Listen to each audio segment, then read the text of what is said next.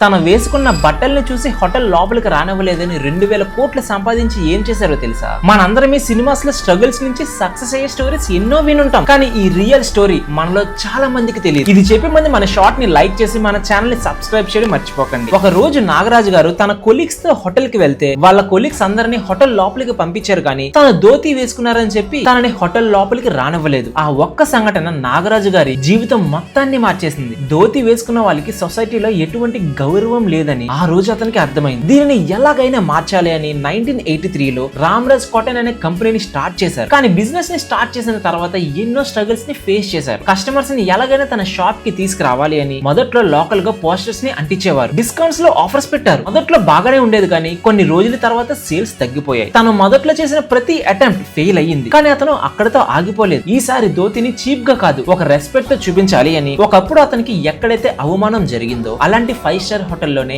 ఎవరైతే ఈ పెద్ద పెద్ద ఇండస్ట్రియలిస్ట్ అండ్ సినిమా యాక్టర్స్ ఉంటారో ధోతిని వేసుకుని లోపలికి వెళ్తుంటే ఎంతో రెస్పెక్ట్ చేస్తున్నట్లుగా అడ్వర్టైజ్మెంట్ చేసి ఆఖరికి ప్రజలకి ఒక క్లియర్ మెసేజ్, ఈ ధోతికి కూడా ఒక రెస్పెక్ట్ ఉందని ఈ అడ్వర్టైజ్మెంట్ లో తెలిపారు. మొదట్లో వేల బిజినెస్ కూడా చేయలేని ఈ నాగరాజు గారు కోట్ల బిజినెస్ లోకి వెళ్లారు. ఒకప్పుడు ఏ హోటల్ అయితే అతను ధోతి కట్టుకున్నాడని లోపలికి రానివ్వలేదు, ఈ రోజు అదే ధోతి మన దేశానికి గౌరవించే బ్రాండ్ గా మారింది. రెస్పెక్ట్ ఇవ్వని చోట నుంచి రెస్పెక్ట్ ఇచ్చే కథగా మార్చారు ఈ నాగరాజు గారు.